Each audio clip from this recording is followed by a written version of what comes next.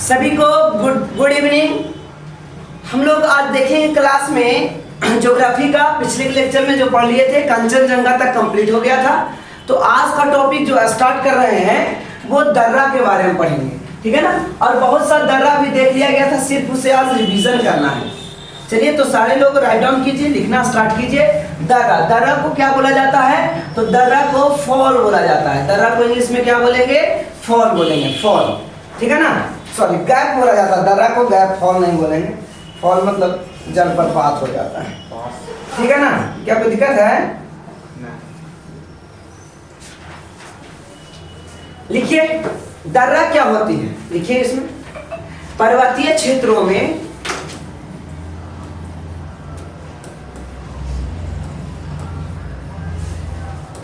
पर्वतीय क्षेत्रों में पर्वतीय क्षेत्रों में नदियों द्वारा निर्मित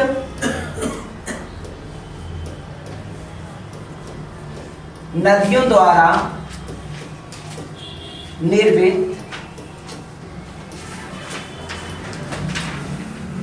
द्वारा निर्मित प्राकृतिक रास्ते होते हैं। प्राकृतिक रास्ते, नदियों द्वारा निर्मित प्राकृतिक रास्ते, ठीक है। पर्वतीय क्षेत्रों में नदियों द्वारा निर्मित प्राकृतिक रास्ते। आज किसी कारण से बोर्ड पे मैप नहीं आ रही है, इस वजह से आज मैप नहीं बनेगी, ठीक है ना। तो बस इसको मैं ऐसे ही बता देता हूं। ये पर्वत है और पर्वत के ऐसे एरियाज में इसी को हम लोग बोलेंगे दर्रा बोलेंगे। क्या बोला जाएगा इसको? दर्रा बोला जाएगा, है ना। गैप बोला जाएगा। क्या बोला जाएगा? दर्रा बोला जाएगा, यानी गैप बोला जाएगा, ठीक है।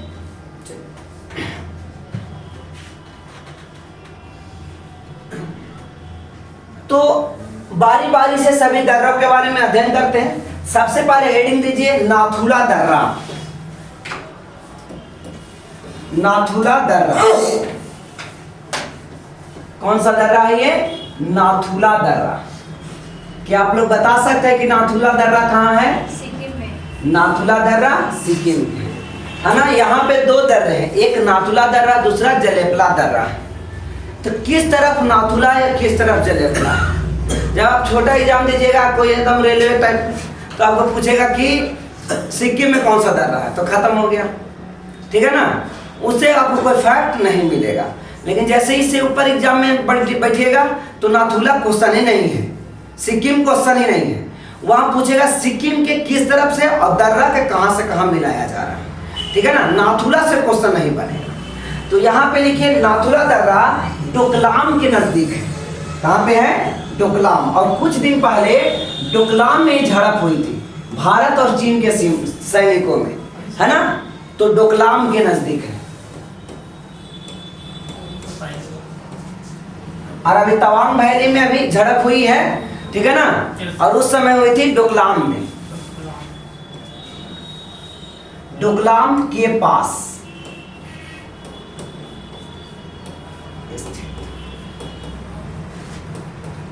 डोकलाम के पास या डोकलाम के निकट स्थित है। ये रणनीतिक दृष्टिकोण से सबसे महत्वपूर्ण है। रणनीतिक दृष्टिकोण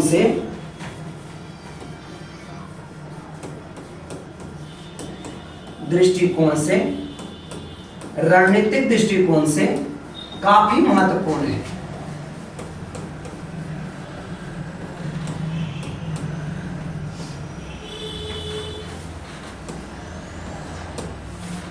काफी महत्वपूर्ण है। कारण क्या है? कारण यह है कि जो सिक्किम है, सिक्किम कितने विदेशी सीमा से टच करती है? आप लोग बतलाइए, पढ़ा दिया गया है ना क्लास में। बोलिए कितनी देशों से टच करती है सिक्किम? 3 देशों से टच करती है, ठीक है ना। नेपाल से, चीन से और भूटान से, ठीक है ना। तो इसलिए ये ज्यादा इंपॉर्टेंट है। इस तरफ नेपाल, ऊपर में चीन और इस तरफ भूटान। ये वाला एरिया कौन सा है? भूटान, ठीक है ना। ऊपर वाला एरिया कौन सा है? तो चीन, और इस तरफ है नेपाल, और ये भारत का एरिया है सिक्किम।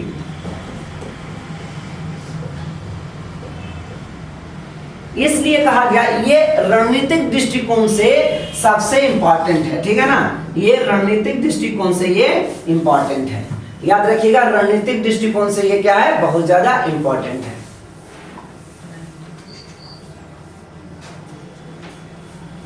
1962 में जब युद्ध हुई थी, कब? 1962 में भारत और चीन के बीच युद्ध हुआ था। ये तो पता होगा आप लोग को कि भारत और चीन के बीच 1962 में युद्ध हुआ था।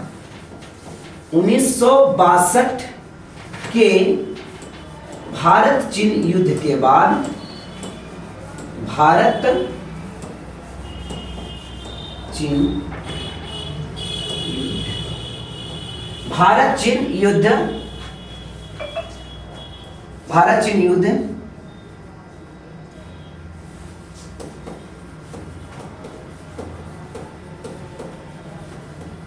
समय से नाथुला दर्रा को, नाथुला दर्रा को क्या किया गया था? बंद कर दिया गया था। बोलिए, क्या किया गया था? बंद कर दिया गया था। उसके बाद 2006 में जब भारत और चीन की स्थिति कुछ सुधरी थी, तो 2006 में इसको दोबारा खोल दिया गया, ठीक है ना।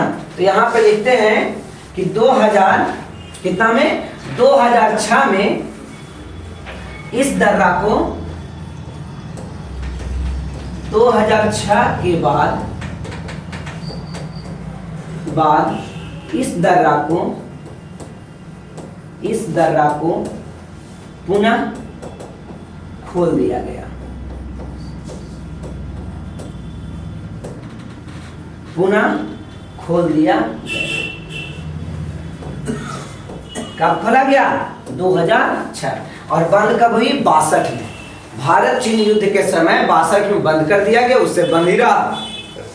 स्थिति सुधरने के बाद इसे 2006 के बाद से खोल दिया गया, ठीक है ना। अब फैक्ट्स जितने हैं वो आपको याद होना चाहिए। और नरेंद्र मोदी जब शासनकाल में आए 2014 के बाद, तो 2015 में मानसरोवर की यात्रा, कैलाश मानसरोवर की यात्रा इस रास्ते से प्रारंभ हो गया, ठीक है ना। 2006 में खोल दिया गया था, लेकिन आम जनों के लिए नहीं खोला गया था। आम जनों के लिए मानसरोवर, कैलाश मानसरोवर की यात्रा 2015 में खोली गई थी, जो अभी तक जारी है, ठीक है ना। 2000 कब? 2015 में नरेंद्र मोदी सरकार द्वारा, नरेंद्र दामोदर दास मोदी, तो नरेंद्र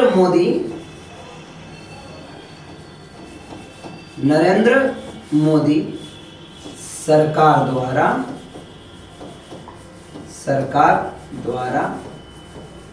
इसे कैलाश मानसरोवर यात्रा के लिए, इसे कैलाश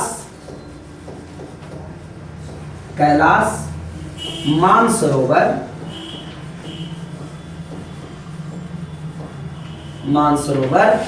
यात्रा के लिए, मानसरोवर यात्रा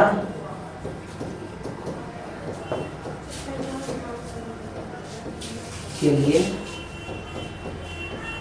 समझ में आ रहा है किस लिए खोला गया? नरेंद्र मोदी सरकार द्वारा इसे कैलाश मानसरोवर की यात्रा के लिए खोला गया। कब खोला गया? 15 में। यहाँ 3 तिथि याद रखनी है, 3 डेट्स याद रखने हैं। 2000 पहले 1962, 2006 और 2015। किस किस कारणों से ये तिथि इंपॉर्टेंट है, ये आपको समझ में आ जाना चाहिए, ठीक है ना। अब देखिए मणिपुर राज्य को देखते हैं। मणिपुर में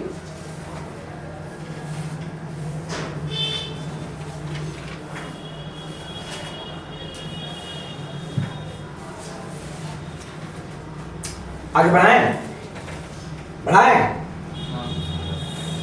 देखा जाए मणिपुर, हेडिंग दीजिए, छोटा सा एक हेडिंग दीजिए मणिपुर, एक छोटा सा हेडिंग डालिए मणिपुर। ये मणिपुर पूर्वोत्तर राज्यों में इंपॉर्टेंट है, ठीक है ना। मिजोरम से ऊपर मणिपुर की सीमा कितने राज्यों से लगती है? कौन बताएंगे? हाथ उठाइए, हैंड्स अप। मणिपुर की सीमा कितने राज्यों से लगती है और कौन कौन?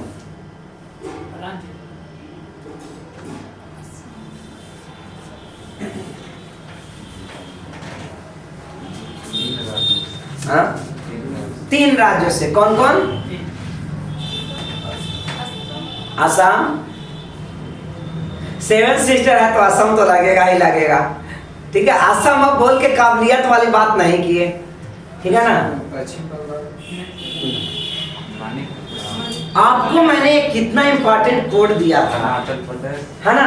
अनाममिति कोड क्या दिया था?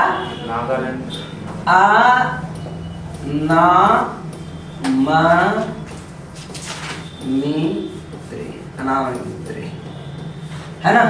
और इन सब से अटैच्ड होने वाले असम और इसके गोद में बैठने वाले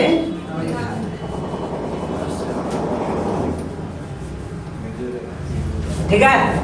तो मणिपुर से लगने वाले जो राज्य हैं, सीमावर्ती राज्य,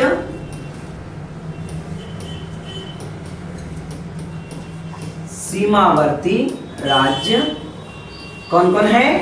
तो सीमावर्ती राज्य में कितने राज्य लगते हैं? 3 राज्य, जिसमें पहला, देखो कितना आसान है, कोड याद रखें तो आपको क्लियर हो गया। मणिपुर के नीचे क्या है? मिजोरम, टच मिजोरम कर रहा है ना, तब मिजोरम।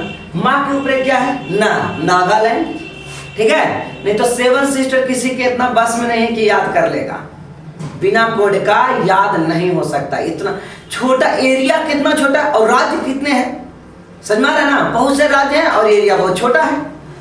तो यहाँ पे मिजोरम, मणिपुर के नीचे क्या सटा है? आप सटल देखिए, सटल टचड, तो ऊपर में नागालैंड, नीचे मणिपुर और सभी से टच्ड है असम, यानी 3 इसमें राज्य हैं। नागालैंड,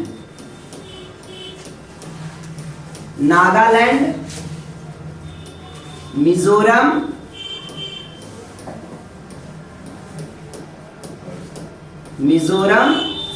और तीसरा राज्य असम, है ना। आज थोड़ा अथी नहीं आ रहा है इमेज, एक बार फिर से ट्राई करते हैं, शायद आ जाए। एप्पल से स्टार्ट करते हैं, नहीं कुछ परेशानी लगता है किस बोर्ड में हम लोग। तो ये 3 राज्य, यहाँ का एक इंपॉर्टेंट झील है लोकटक झील, है ना। लोकटक है कि किबुल लामजाओ है नेशनल पार्क्स, नेशनल एक पार्क है। लोकटक झील मणिपुर की पहाड़ियों से घिरी हुई है। यहाँ लोकटक झील है जो मणिपुर की पहाड़ियों से घिरी हुई है। कौन सा झील? लोकटक झील। लोकटक झील एकदम गोद में है, उसका मैपिंग मैं देखा हूं, ठीक है ना। गोले से है पहाड़ और बीचवा में झील है, ठीक है। इतना सुंदर देखने में लगा था मैपिंग में, कहना नहीं है। और इसको 3D एनिमेशन के साथ दिखाया गया था, ठीक है ना। और पहाड़ पे जो झील होती है बहुत सुंदर देखने में लगता है। वहाँ का मौसम बहुत अच्छा रहता है ना, टेम्परेचर कम होने की वजह से। तो लोकटक झील पहाड़ों से घिरी हुई है,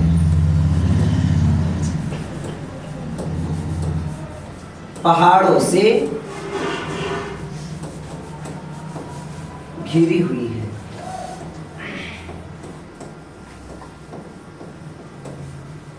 ठीक है ना। लोकटक झील पहाड़ों से घिरी हुई है।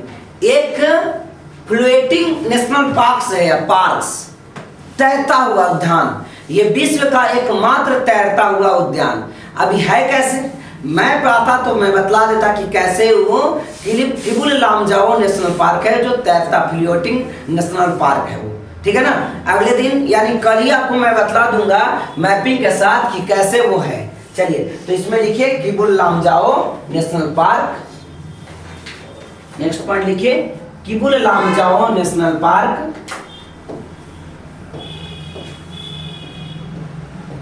किबुल या Kubul, Keibul, Keibul Lamjao, Keibul Lamjao national park, national park. ये विश्व का एकमात्र तैरता राष्ट्रीय उद्यान है, जो विश्व का एकमात्र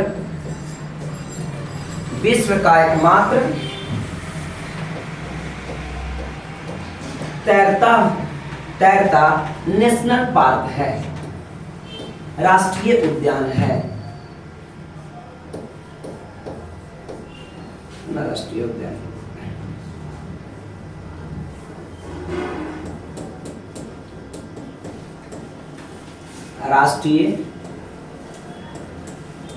राष्ट्रीय उद्यान है,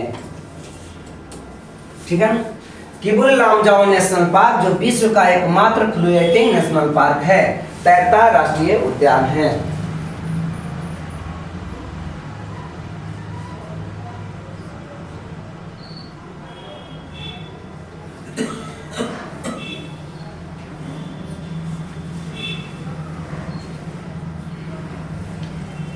हो गया, हटाओ। क्या इसमें कोई बातें नहीं समझ में आई क्या?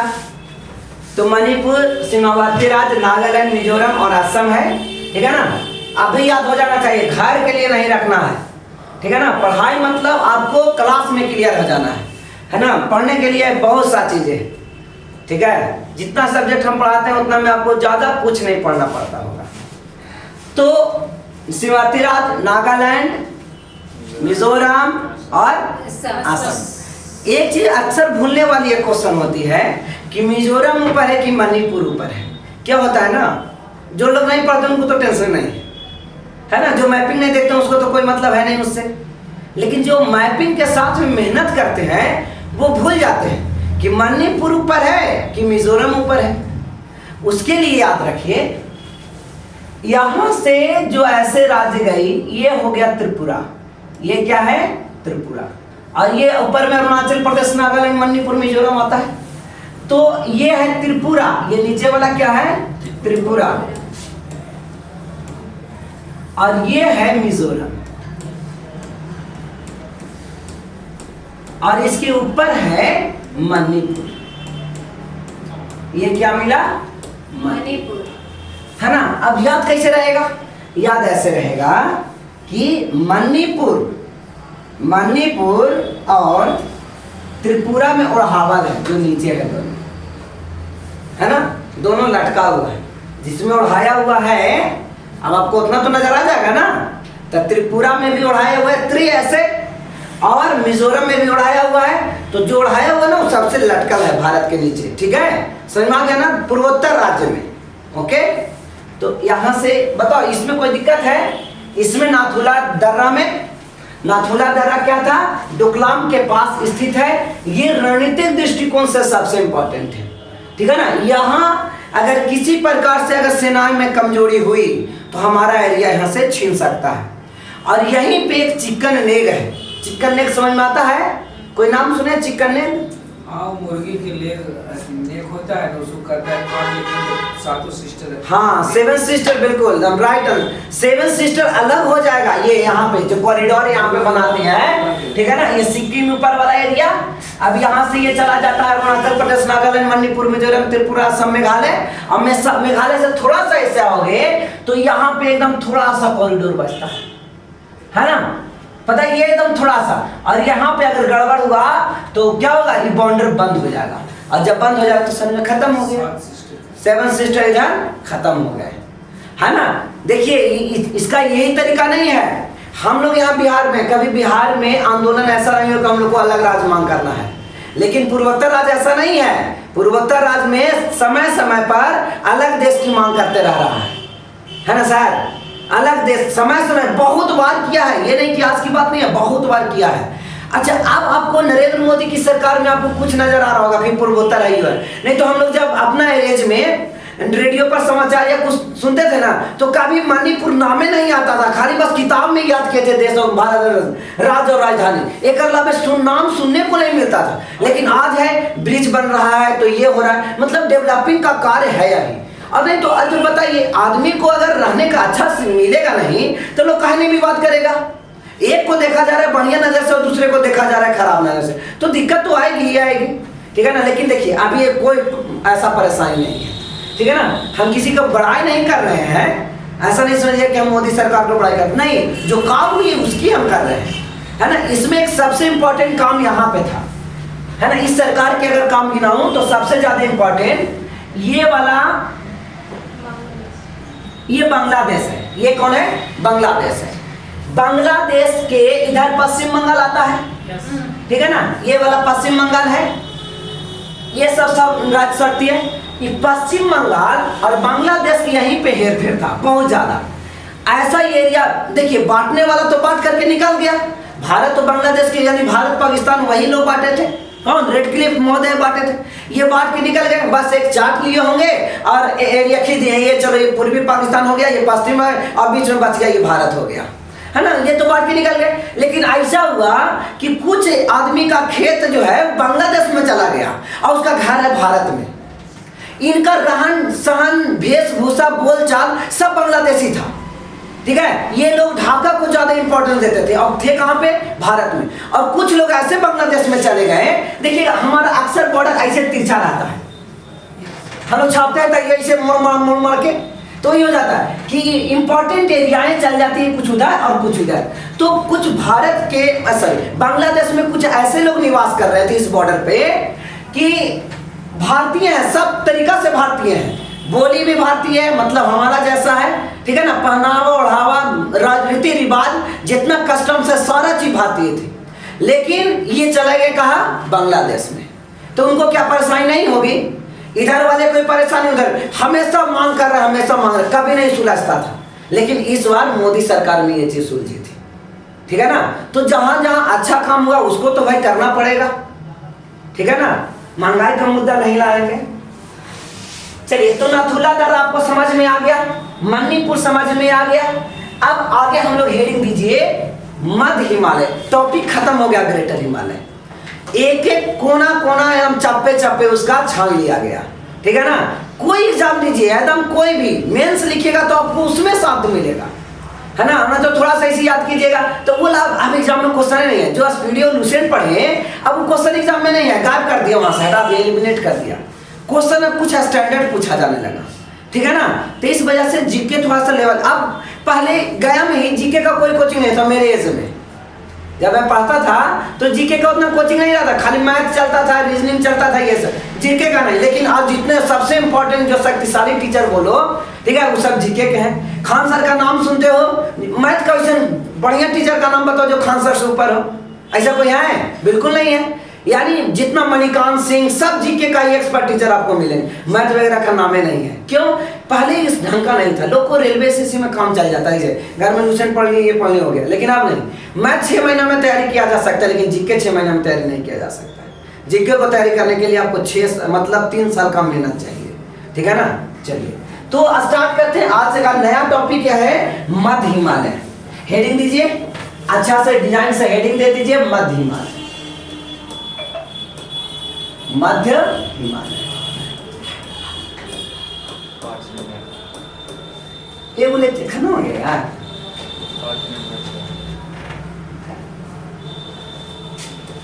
ठीक है ना।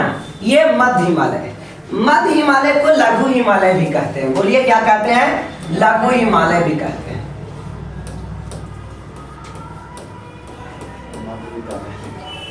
विद्यालय लिखिए, अच्छा आप लिखिए।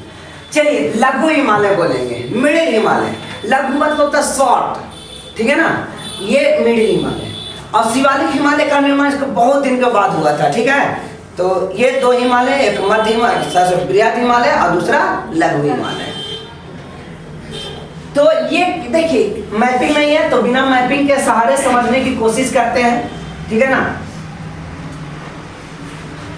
इस प्रकार से हिमालय चापाकार है। कैसा है ये? चापाकार है। तो ये चापाकार है। अब यहाँ पे जो है ये कौन हिमालय है? लिख लो यहाँ पे, ये है बृहद हिमालय। ये कौन हिमालय है? बृहद हिमालय, यानी ग्रेटर हिमालय, है ना। ये है बृहद हिमालय। अब हम पढ़ना क्या है भाई? तो हमें जो पढ़ना है वो इंपॉर्टेंट ये है कि इसमें कितना पार्ट है, ठीक है ना। जैसे आपको पीर पंजाल श्रेणी मिलेगा, सबसे पहले ये पीर पंजाल है ना। बोलो ये क्या है? पीर पंजाल। लाइन से याद रखना है क्रम। जब बड़े बड़े एग्जाम दीजिएगा तो क्रम पूछ देता है, ये नहीं पूछेगा कि जीवा कहाँ है, नहीं क्रम बताओ। एक बार क्वेश्चन था, लोग कर्क रेखा याद कर लिया था, कर्क रेखा पर कितने राज्य हैं? 8 गो राज्य याद कर लिया। गमछा धारे को ट्रिक था, उससे कौन कौन सा राज्य है वो याद कर। एग्जाम में नहीं पूछा क्रम से कौन कौन राज्य है, पूरब से पश्चिम से पूरब की ओर राज्य बताइए। अब जो लोग ट्रिक से बनाए तो बिल्कुल नहीं हो पाएगा, लेकिन जो लोग मैपिंग से पढ़ा उसको नहीं छूटेगा, ठीक है ना।